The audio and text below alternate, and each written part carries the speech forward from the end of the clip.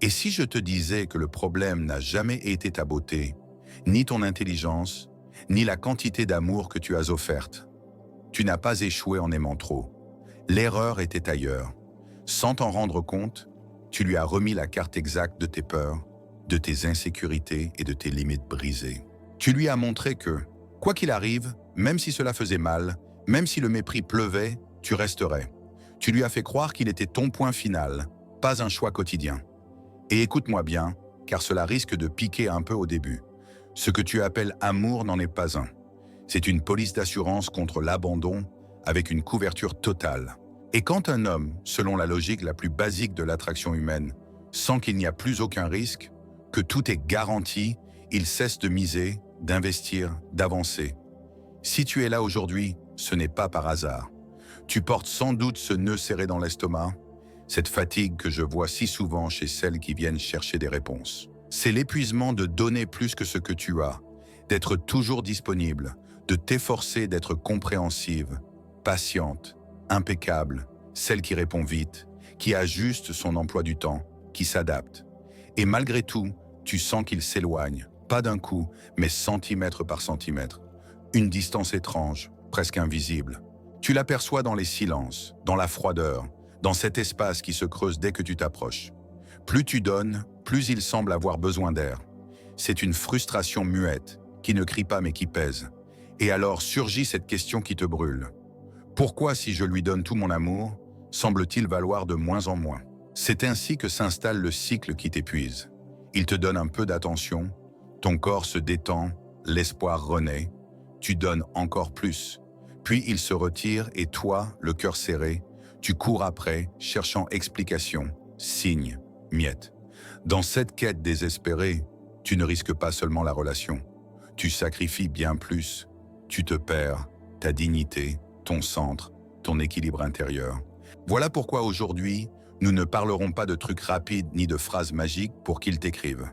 Cela calme un jour, mais te laisse vide le lendemain. Aujourd'hui, nous allons plus profond. Nous allons opérer une vraie chirurgie sur ta manière d'aimer et de te voir. Je veux te parler d'une attitude puissante, magnétique et curieusement presque impossible à feindre. C'est une façon d'être au monde qui transforme ta chimie intérieure et, comme un miroir silencieux, modifie la réponse émotionnelle de l'autre. C'est la capacité authentique et calme de dire sans mots « Je t'aime, je te choisis, j'aime partager avec toi. Mais si demain je dois te repousser pour préserver ma paix, je le ferai sans m'effondrer. » Dans les prochaines minutes, nous allons déconstruire l'idée que aimer sans condition signifie tout endurer. Tu vas comprendre ce qui se passe dans la partie la plus primitive du cerveau quand quelqu'un sent qu'il t'a sécurisé. Nous verrons aussi pourquoi ton instinct te pousse à t'accrocher comme si cette personne était ton unique bouée de sauvetage et pourquoi ce même instinct éteint le désir. Mais je ne m'arrêterai pas à la théorie. Je vais te donner un protocole clair, pas de jolies phrases ni de conseils vides. Un chemin concret pour passer de l'anxiété qui t'enchaîne à la souveraineté émotionnelle qui te libère. Tu vas apprendre à être comme la mer, immense, belle, parfois sereine et parfois intense. Il peut naviguer en toi, bien sûr, il est invité, mais s'il ne respecte pas tes marées, s'il ne sait pas tenir le cap, tu resteras la mer et il restera sur la plage à regarder. Le voyage pour cesser de avoir besoin et commencer à être vraiment désiré ne commence pas demain. Il commence maintenant. Et voici ce qui arrive, aussi révélateur que dangereux. La plupart des femmes croient que leur intensité ou leur dépendance vient d'une faiblesse, d'un défaut de caractère. Non. Ce qui t'arrive n'est pas un défaut. C'est un processus précis, mesurable et profondément humain qui se déroule dans ton cerveau. Avant de changer un comportement, il faut d'abord comprendre qui prend vraiment les commandes quand tu sens qu'il se refroidit ou s'éloigne. Entrons dans ton esprit. Imagine que ton cerveau est une entreprise performante, une grande corporation qui fonctionne bien quand tout va bien. En conditions normales, c'est le PDG qui dirige. Ce dirigeant vit juste derrière ton front, le cortex préfrontal. C'est la partie qui pense clairement, planifie, pose des limites, retient les impulsions. C'est la voix intérieure qui dit « Calme-toi, il est peut-être occupé, rien de grave, continue ta journée. » C'est la partie digne, sereine et rationnelle. Mais plus loin dans les sous-sols de cette entreprise mentale, Il y a un garde de sécurité très ancien, primitif et exagéré, l'amygdale. Contrairement au PDG, l'amygdale ne comprend pas les agendas, les réunions ni les subtilités émotionnelles. Elle ne négocie pas, elle ne connaît qu'un mot, survie. Son travail est de scanner constamment l'environnement à la recherche de danger. Et voici la clé de tout ce que tu vis. Pour ton cerveau primitif, la distance, la froideur ou l'indifférence de ton partenaire ne sont pas un simple problème de communication.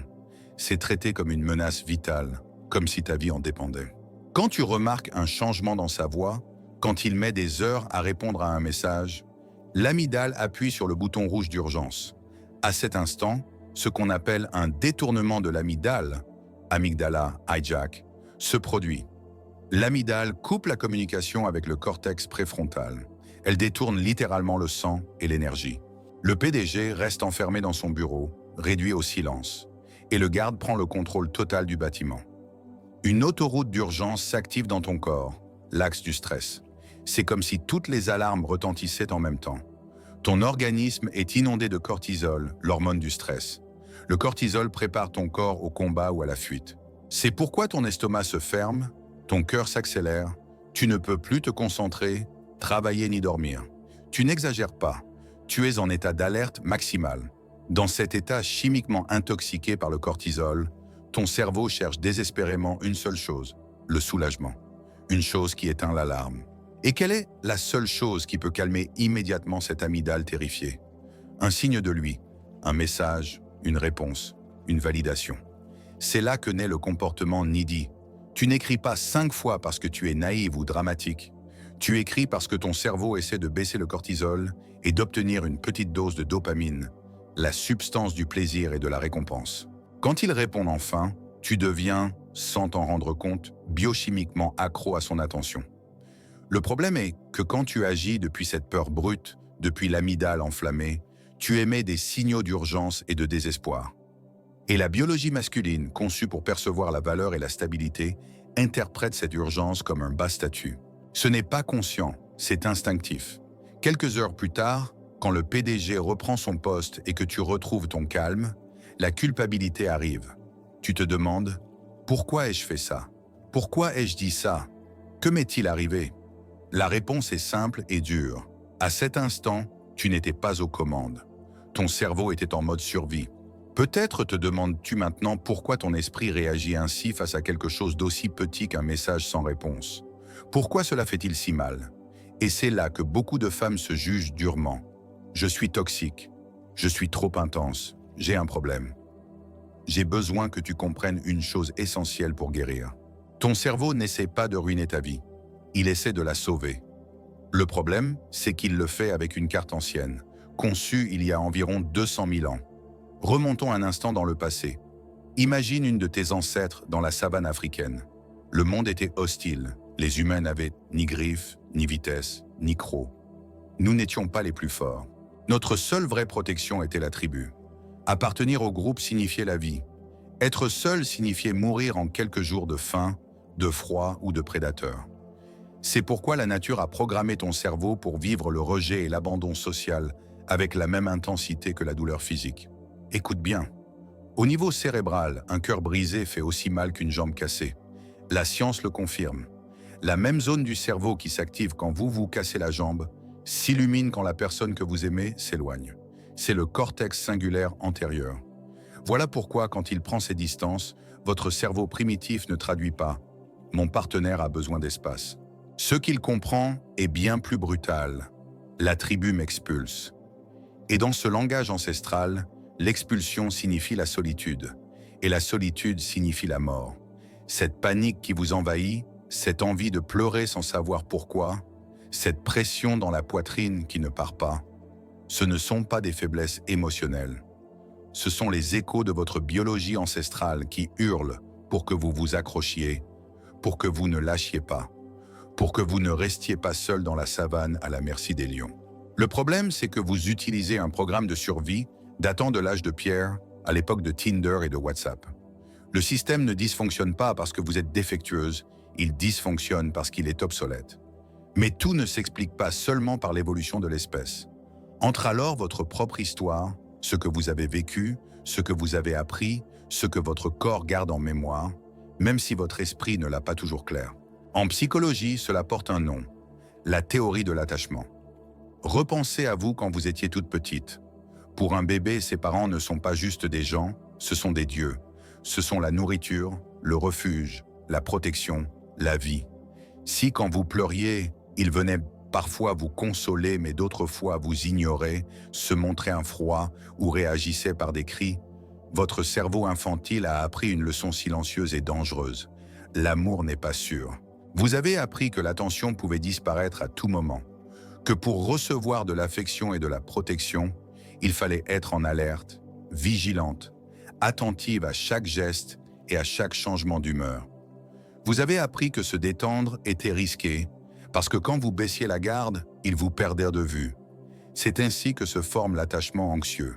Cette petite fille n'a pas disparu. Elle continue de vivre en vous. Et quand vous rencontrez un homme qui compte pour vous, votre cerveau fait quelque chose d'automatique. Il lui assigne le rôle de soignant principal. Vous transférez sur le partenaire le besoin de sécurité que vous aviez autrefois déposé en vos parents. Et c'est là que la tragédie apparaît. S'il est un peu distant, s'il évite les conflits, s'il est émotionnellement froid, votre plus vieille blessure se réactive. Votre cerveau hurle à nouveau « Ne m'abandonne pas » et vous réagissez comme cette petite fille effrayée qui s'accroche à la jambe de sa mère pour ne pas être laissée seule. Sauf que maintenant, ce geste se traduit par 15 messages, des explications exigées et une anxiété qui vous empêche de respirer. Vous n'êtes pas cassé, vous êtes adapté. Vous vous êtes adapté à l'instabilité. Cette stratégie vous a aidé à survivre quand vous étiez enfant et elle a servi à l'humanité pour ne pas s'éteindre.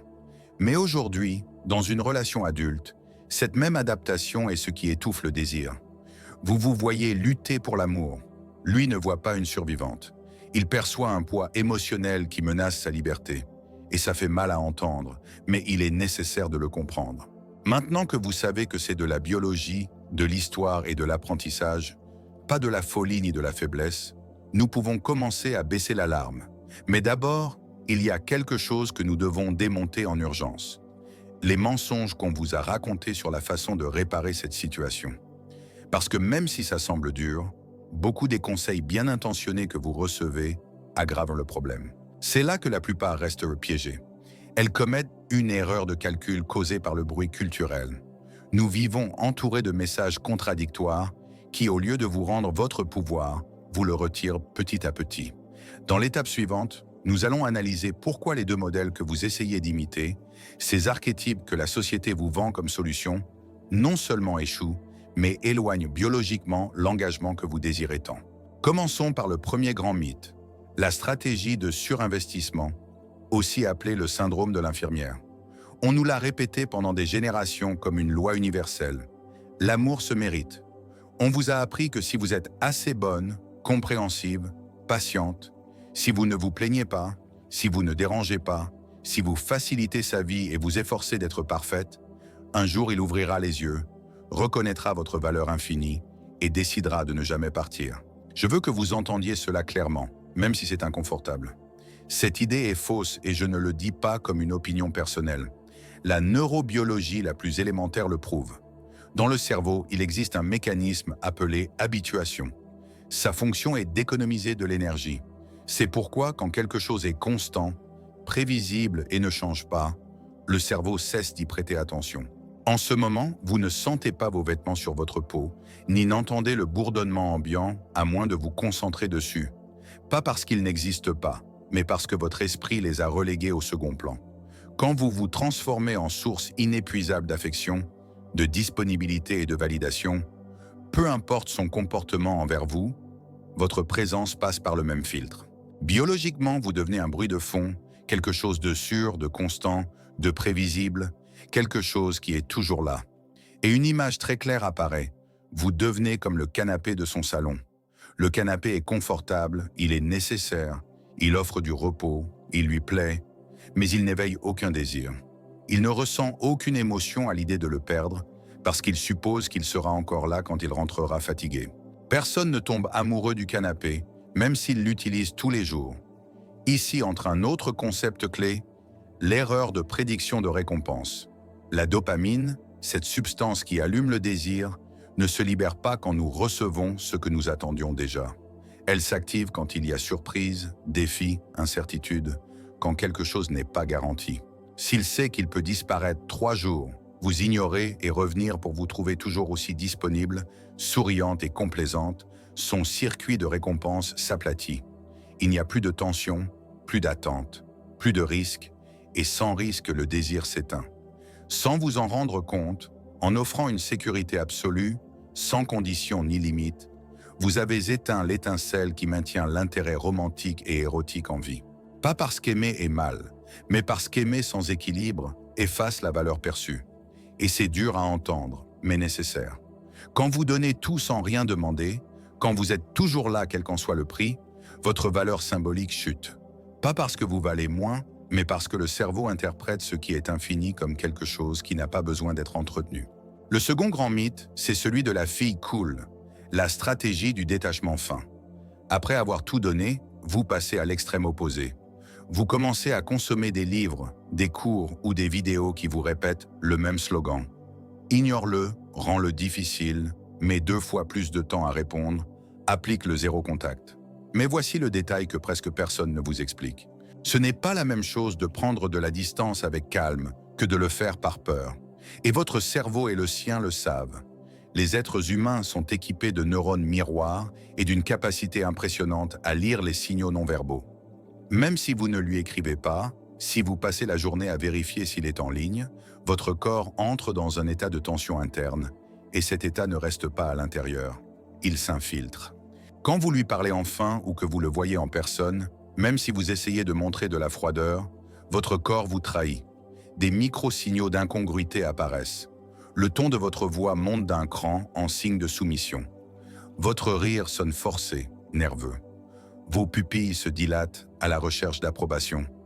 Votre posture se referme comme si vous vous recroquevilliez. Il ne saura pas l'exprimer, mais il sentira que quelque chose cloche. Il perçoit la vibration d'un besoin caché derrière le masque de l'indifférence, et ce manque d'authenticité suscite chez lui une méfiance instinctive. On ne peut pas feindre le détachement. Le détachement, on l'éprouve ou on ne l'a pas. Un homme distingue parfaitement une femme qui n'a pas besoin de lui d'une autre, qui fait semblant pour le garder. Son corps le capte avant même que son esprit ne l'analyse. De plus, réprimer l'anxiété ne la fait pas disparaître. C'est dangereux. C'est comme essayer de noyer un ballon de plage sous l'eau.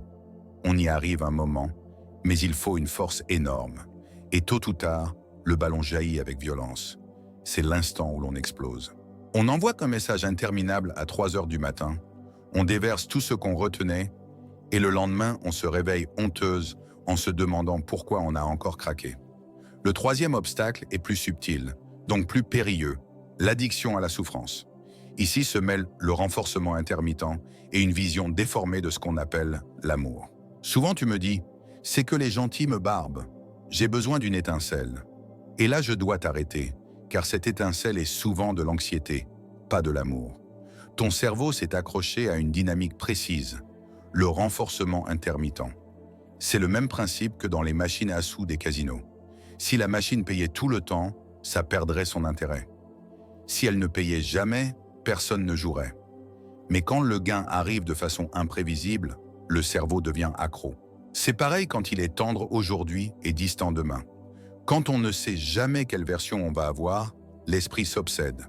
On décortique les messages, les tons, les silences. On vit en alerte permanente. On devient dépendante de l'incertitude. On confond l'activation de son système d'alarme avec la passion.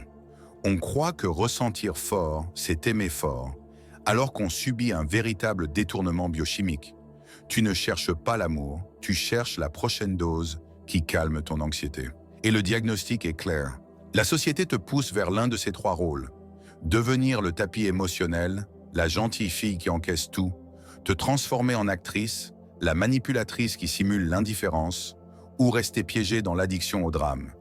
Aucun de ces chemins ne mène à une relation saine, libre et digne. Il faut sortir de ce théâtre, et pour cela, changer de masque ne suffit pas. Il faut une transformation profonde, cesser de jouer et commencer à être. Car il y a une différence abyssale entre faire semblant de partir et être vraiment prête à le faire. Pour que tu comprennes, je vais te raconter une histoire vraie. L'une de ces histoires où le changement arrive sans porte qui claque, ni dispute épique. Il survient dans le silence, un mardi ordinaire, de la façon la plus calme qui soit. Appelons la protagoniste Elena. Elena était l'exemple parfait de la femme port d'attache. Elle était coincée depuis 2 ans dans une quasi-relation avec un homme qu'on appellera Javier. Javier était charmant et fuyant. Il apparaissait et disparaissait. Et Elena avait organisé toute sa vie autour des miettes qu'il lui laissait. Si Javier disait « peut-être qu'on se voit vendredi », Elena ne faisait pas de plan. Elle annulait des dîners, refusait des invitations, laissait son agenda vide au cas où. Sa vie était en pause, en attente. Un vendredi soir, Javier lui avait promis un dîner spécial pour son anniversaire, qui était passé depuis quelques jours. Elena s'était préparée, elle avait mis cette robe qu'il aimait, s'était maquillée, parfumée, le cœur battant, mélange d'espoir et de peur. « Enfin, il me donne ma place », pensait-elle. À 20h30, une demi-heure avant le rendez-vous, le message est arrivé. Froid, sec. Je suis épuisé par la semaine. Je reste à la maison devant un film. On remet ça un autre jour. Ok, repose-toi. Pas d'appel, pas d'excuses sincères, pas de propositions alternatives. L'Elena d'avant aurait réagi de 2 façons. Soit elle aurait explosé dans un long message réclamant de l'attention et provoquant une réponse, soit elle aurait répondu avec une douceur forcée « Repose-toi bien, je comprends », pour jouer la gentille et ne pas le perdre. Mais ce soir-là, quelque chose de différent s'est produit, quelque chose de biologique. Elena était assise au bord du lit, à regarder son téléphone. Elle a senti la douleur habituelle dans la poitrine, ce coup de cortisol si familier. Mais soudain, la douleur a changé de forme. Elle est devenue froide, claire. Elle s'est muée en ennui. Elena s'est rendue compte qu'elle était fatiguée de souffrir, lasse de son propre drame. Elle s'est observée de l'extérieur et n'a ressenti ni culpabilité ni honte, juste de l'épuisement. À cet instant, quelque chose a cliqué. L'amygdale s'est éteinte et le cortex préfrontal a pris le contrôle avec une lucidité implacable. Elle s'est dit « Si cet homme disparaissait demain de ma vie, ça me ferait mal. Je pleurerais 1 mois, mais ma vie serait plus calme. Je ne vivrais plus dans cette anxiété constante. » Et elle s'est dit quelque chose de décisif. « Je suis prête à payer le prix de le perdre pour retrouver ma paix. » Elle n'a pas répondu au message, ne l'a pas bloqué, n'a pas posté d'indirect sur les réseaux, n'a rien fait de stratégique. Elle a posé le téléphone sur la table de nuit, retouché son rouge à lèvres, appelé sa meilleure amie. « Javier ne vient pas. T'es libre ? Le dîner est pour moi. » Elle est sortie, elle a ri, bu du vin, et pour la première fois depuis 2 ans, Javier a cessé d'être le personnage principal de son esprit. Il est devenu un figurant insignifiant. Et tu sais ce qui s'est passé ensuite? Exactement ce que prédit la neuroscience. Le lendemain matin, quelque chose avait changé. Javier s'est réveillé avec un téléphone silencieux. Pas de « bonjour », pas de « bien dormi », pas de plainte déguisée en affection. Juste le vide. Et pour la première fois, ce vide lui a pesé. Dans ce silence, quelque chose d'essentiel s'est produit. Javier a perçu un retrait d'énergie, comme si soudain le sol sous ses pieds n'était plus garanti. L'assurance émotionnelle avait expiré. Son cerveau primitif a déclenché une véritable alarme. Il ne s'est pas dit « elle est contrariée ». Il a pensé quelque chose de bien plus troublant. Elle est partie. À midi, il a appelé. Elena n'a pas répondu, parce qu'elle était à la salle de sport. À 14h, un nouveau message est arrivé. « Tu vas bien ?» À 17h, Javier s'est présenté à sa porte avec une excuse absurde, n'importe quoi pour pouvoir la voir. Quand Elena a ouvert la porte, il l'a ressenti immédiatement. Quelque chose avait changé. Elle n'était plus rigide. Elle ne cherchait plus à plaire. Il n'y avait plus de tension dans son corps, ni d'urgence dans son regard. Elle l'observait avec un calme qui lui a glacé le dos comme un frisson inattendu. Elle le regardait comme on regarde quelque chose que l'on peut choisir ou non. Et c'est là que la rupture s'est produite. À l'instant précis où Elena était sincèrement prête à le perdre, Javier a ressenti pour la première fois la véritable peur que cela arrive. Et cette peur, pas les supplications, pas les poursuites, a été l'étincelle qui a allumé son désir de conquête. Mais attention, cela ne fonctionne que si ce n'est pas une stratégie. Ce n'est ni un truc psychologique, ni un jeu de pouvoir. Elena n'a pas arrêté de lui écrire pour le provoquer. Elle l'a fait pour elle-même, Et cette différence est invisible à l'esprit conscient, mais évidente pour le cerveau, le vôtre et le sien. Voici maintenant la question clé. Comment passe-t-on de l'Elena qui attend le cœur serré à l'Elena qui sort dîner sans culpabilité? Comment se produit ce changement interne profond? Ce n'est pas de la magie, c'est de la neuroplasticité et vous pouvez apprendre à l'activer. Vous vous dites peut-être, ça a l'air très bien, mais comment fait-on vraiment? Elena n'est pas née avec une force particulière. Elle ne s'est pas réveillée un beau matin transformée. La réponse est claire. Ce n'était ni de la chance, ni une question de personnalité, ni un don caché. C'était une architecture cérébrale. Et voici la meilleure nouvelle que vous entendrez aujourd'hui. Vous êtes l'architecte. Pendant des décennies, on nous a fait croire à un mensonge. On pensait que le cerveau adulte était figé, qu'après un certain âge, tout déclinait, et que si vous étiez anxieux, vous le resteriez à vie. Aujourd'hui, nous savons que c'est faux. Grâce à la découverte de la neuroplasticité, nous comprenons que votre cerveau est un organe vivant, dynamique, malléable, comme une pâte à modeler électrique qui se transforme avec chaque pensée, chaque émotion, et surtout avec chaque décision que vous prenez quand vous choisissez de ne pas réagir comme d'habitude. Pour cesser d'avoir besoin de lui, il faut visualiser une loi fondamentale du cerveau. Les neurones qui s'activent ensemble se connectent ensemble. Imaginez votre esprit comme une forêt. Chaque fois que vous ressentez l'insécurité et que votre réaction automatique est d'aller vérifier sa dernière connexion sur WhatsApp, vous empruntez un sentier dans cette forêt. Au début, c'est difficile. Il y a des branches et des broussailles. Mais si vous répétez ce chemin des mois, des années, ce sentier devient une autoroute neuronale. En ce moment, votre cerveau est accro à cette autoroute. Non parce que vous êtes faible, mais parce qu'elle est efficace. Face au stimulus de peur d'abandon, votre cerveau ne réfléchit pas. Il glisse directement vers le comportement de poursuite. Les câbles sont soudés, la myéline, cette substance qui accélère les impulsions électriques, a renforcé ce circuit. Ce qui est arrivé à Elena, et ce qui peut vous arriver, c'est un processus d'ingénierie inverse. Nous allons faire deux choses en même temps. Affaiblir l'ancienne autoroute et construire un nouveau chemin. Cela implique l'élagage synaptique des vieilles habitudes et la création de nouvelles connexions. Ce n'est pas immédiat, mais c'est réel. Pour bien le comprendre, décomposons cette transformation biologique en 3 phases critiques. La première s'appelle le veto cortical et l'explosion d'extinction. Et non, la première étape n'est pas de penser positif. La première étape est simple à dire, mais difficile à exécuter. Arrêtez d'emprunter l'ancienne autoroute. C'est là que presque tout le monde trébuche, parce qu'on ne comprend pas ce qui se passe vraiment dans le corps.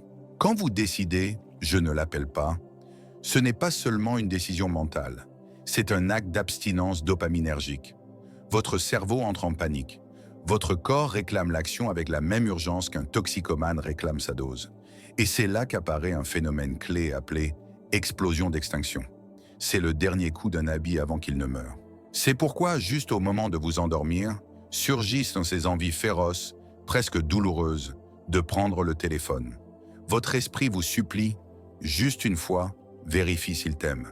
Si vous cédez à cet instant, vous renforcez l'autoroute, la rendant plus rapide, plus épaisse, plus dominante. Mais si vous supportez l'inconfort sans agir pendant environ 90 secondes, le temps que la vague chimique de l'émotion traverse le corps et se dissipe, vous envoyez un message très puissant à votre cerveau. La peur était là et rien ne s'est passé. Je ne suis pas morte, je n'ai pas agi. Chaque fois que vous ne lui écrivez pas, vous pratiquez l'élagage synaptique. Vous laissez les mauvaises herbes envahir l'ancienne autoroute. Vous affaiblissez le lien physique entre ces neurones. Vous effacez littéralement le besoin. Mais il ne suffit pas de détruire l'ancien. Il faut maintenant créer le nouveau. Là entre en jeu une substance clé, le BDNF, le facteur neurotrophique dérivé du cerveau. Imaginez le BDNF comme un engrais pour vos neurones. Il aide de nouvelles connexions à naître et protège celles qui vous rendent fortes. Quand vous souffrez d'amour, le taux de BDNF baisse et le cerveau devient rigide. Pour atteindre cette véritable attitude de « je suis prête à te perdre », il vous faut un cerveau flexible. Comment active-t-on le BDNF? Pas en pensant à lui. Il s'active par la nouveauté et le défi physique. Quand Elena est sortie dîner avec une amie au lieu de rester chez elle à pleurer, ou quand vous décidez de vous inscrire à un cours exigeant, de bouger votre corps ou d'apprendre quelque chose de nouveau au milieu de la douleur, vous pompez du BDNF. Cela stimule l'hippocampe, une zone essentielle pour la mémoire et l'équilibre émotionnel. Le stress du chagrin d'amour rétrécit l'hippocampe.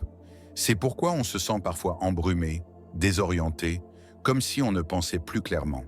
En vous forçant à faire des activités qui vous nourrissent, vous générez de la neurogenèse, la naissance de nouveaux neurones. Et voici le plus beau. Ces nouveaux neurones n'ont pas son visage gravé dessus. Ils sont vierges, ils sont libres. Plus vous multipliez les actes de souveraineté, plus votre nouveau soi occupe du territoire cérébral et moins il reste de place physique pour l'obsession. C'est une véritable conquête dans votre propre crâne. Nous arrivons à la troisième phase, l'épigénétique et la biochimie de la dignité. Vous ne pouvez pas changer votre ADN, mais vous pouvez changer la façon dont il s'exprime. Chaque pensée de « je ne suis pas assez » ou « je vais être abandonné » envoie des signaux chimiques qui activeront des gènes inflammatoires. Le corps souffre, vous gonflez, vous tombez malade et votre peau perd son éclat. Au niveau biologique, la maladie repousse parce que l'attraction recherche la santé, la vitalité, la fertilité. Mais quand vous adoptez une posture interne de souveraineté, même si au début vous devez la maintenir avec de la discipline, quelque chose change. Vous vous levez, vous vous préparez, vous vous déplacez comme une femme qui s'estime. Le cocktail chimique se transforme. Vous commencez à sécréter de la sérotonine, l'hormone du calme et du statut, et de l'ocytocine générée par vous-même à travers l'auto-soin, et non la dépendance. Cela éteint l'inflammation. Votre peau s'améliore, votre posture se redresse, et votre voix gagne en profondeur et en assurance. Au niveau cellulaire, vous devenez un organisme de haute valeur, et cela se perçoit, cela se ressent. Lui ne connaît rien aux synapses ni aux axes hormonaux. Mais il remarquera quelque chose d'évident. Votre présence impose soudain un respect qui n'existait pas auparavant. Il sentira l'essentiel. Vous êtes une femme complète et non une moitié anxieuse cherchant à être comblée par un autre. C'est pourquoi le plan n'est ni romantique ni improvisé, il est scientifique. Le chemin est clair. D'abord, endurer l'explosion d'extinction sans réagir à l'impulsion. Ensuite, fertilisez votre cerveau avec du BDNF grâce à des actions nouvelles et exigeantes qui vous ramènent à vous-même. Troisièmement, transformez votre biochimie interne. Agir depuis la dignité pour réécrire l'expression de vos gènes. Maintenant que nous comprenons la machinerie, il est temps de donner des outils à celle qui la pilote. Vous. Parce que la théorie est belle, mais la vérité est que la bataille ne se livre pas dans les livres. Elle se livre un dimanche après-midi, vers 19 h, quand le silence de la maison pèse lourd et que votre esprit commence à projeter des films d'horreur. Où est-il? Avec qui? Pourquoi n'écrit-il pas? C'est là que presque tout le monde craque. On essaie de tenir par la force brute, mais la volonté est comme une vieille batterie. Elle se vide vite. Ce dont vous avez besoin, ce n'est pas de serrer les dents, mais de changer le scénario interne. C'est pourquoi je vais vous donner 3 outils cognitifs d'urgence, conçus pour être utilisés pile au moment critique. Outil 1. Le relabeling de la rumination. Arrêtez le film. Sénèque le disait il y a des siècles. Nous souffrons plus dans l'imagination que dans la réalité. Quand il ne répond pas, votre esprit ne reste pas silencieux. Au contraire, il cherche à vous protéger en comblant les vides avec le pire scénario possible. Il est avec quelqu'un d'autre. Il s'est lassé de moi. Il ne s'intéresse plus. Cela active votre amygdale et déclenche du cortisol. La prochaine fois que vous sentez ce nœud à l'estomac, utilisez la technique du réalisateur. Criez mentalement, coupez et relabilisez ce qui se passe. Ne dites pas « il m'ignore parce que je ne vaux rien ». Dites « mon cerveau est en train d'avoir une hallucination à cause du sevrage dopaminergique ». La réalité est beaucoup plus simple. Il n'est pas là. Point. Puis appliquez la trivialisation. Enlevez l'aura de mystère. Ne l'imaginez pas entouré de gens parfaits dans un plan spectaculaire. Imaginez-le aux toilettes avec une diarrhée. Imaginez-le en train de se curer le nez au feu rouge. Imaginez-le en train de payer ses impôts ou d'attendre dans une file interminable. Humanisez-le de force. Quand vous retirez le glamour du film mental, l'anxiété chute presque instantanément. Personne ne ressent d'angoisse pour un être humain normal qui va aussi aux toilettes. Outil 2. La liste anti-halo. Quand on est amoureux, le cerveau subit un biais très précis. Il ne voit que le bon et filtre le mauvais pour justifier l'investissement émotionnel. Vous le placez sur un piédestal si haut que vous avez le vertige rien qu'à le regarder. Si vous voulez être vraiment prête à le perdre, il faut le ramener sur terre. Et pour ça, il faut du concret. Une feuille de papier physique, pas sur le téléphone. Un stylo. Écrivez son nom en haut et en dessous, sans poésie ni justification, notez les faits. Pas les interprétations, les faits froids, les fois où il n'a pas tenu parole, les jours importants qu'il a minimisés, les conversations qu'il a évitées. Comment vous sentiez-vous après l'avoir vu? En paix ou en tension? Agrandi ou rétréci? Cet exercice n'est pas fait pour le haïr. Il est fait pour le voir en entier, pour briser le sortilège du piédestal. Le désir sain n'existe qu'entre égaux, pas entre une déesse qui se sacrifie et un homme idéalisé. Chaque point que vous écrivez ramène votre cerveau à la réalité et éteint la fantaisie qui nourrit l'anxiété. Quand vous avez fini, lisez la liste à voix haute. Votre système nerveux a besoin de l'entendre. Puis posez-vous une question simple et honnête. Est-ce que c'est ça que je veux comme foyer émotionnel? Pas comme un défi, pas comme une fantaisie, pas comme une promesse future, mais comme le présent. Outil 3. La question souveraine. C'est le plus puissant et le plus inconfortable. Chaque fois que vous ressentez l'impulsion de lui écrire, ne vous demandez pas ce qu'il fait ou pourquoi il ne vous cherche pas. Demandez-vous ceci. Qu'est-ce qu'une femme qui se choisit elle-même ferait aujourd'hui? Pas demain, mais aujourd'hui. Resterait-elle à ruminer ou sortirait-elle bouger son corps? Attendrait-elle un signal extérieur ou s'offrirait-elle quelque chose de vraiment précieux? Chasserait-elle ou se soutiendrait-elle? La réponse a rarement à voir avec lui. Elle a à voir avec vous, et chaque fois que vous choisissez depuis cet endroit, même si c'est avec peur, vous renforcez le nouveau circuit. Chaque petite décision est un vote en faveur de votre nouvelle identité. Avec le temps, quelque chose de profond se produit. Vous ne vous retenez plus, vous ne jouez plus, vous êtes. Et cela change tout. Parce que quand vous arrêtez d'avoir besoin, vous ne devenez pas froide, vous devenez libre. Quand vous arrêtez de courir après, vous ne perdez pas l'amour, vous regagnez la dignité. Et quand vous êtes vraiment prête à perdre ceux qui ne prennent pas soin de vous, paradoxalement, vous devenez capable de construire quelque chose de vrai, avec lui ou sans lui. Ce n'est pas un chemin pour qu'il revienne, c'est un chemin pour que vous reveniez à vous-même. Si ce message vous a touché, dites-moi en commentaire dans quelle partie du processus vous vous êtes reconnu. Abonnez-vous pour continuer à approfondir ce voyage vers la souveraineté émotionnelle. Donnez un like si vous voulez que plus de femmes l'entendent et partagez-le avec quelqu'un qui a besoin aujourd'hui de retrouver son pouvoir. Votre paix n'est pas négociable et votre vie commence quand vous arrêtez de mendier l'amour pour commencer à habiter pleinement votre être.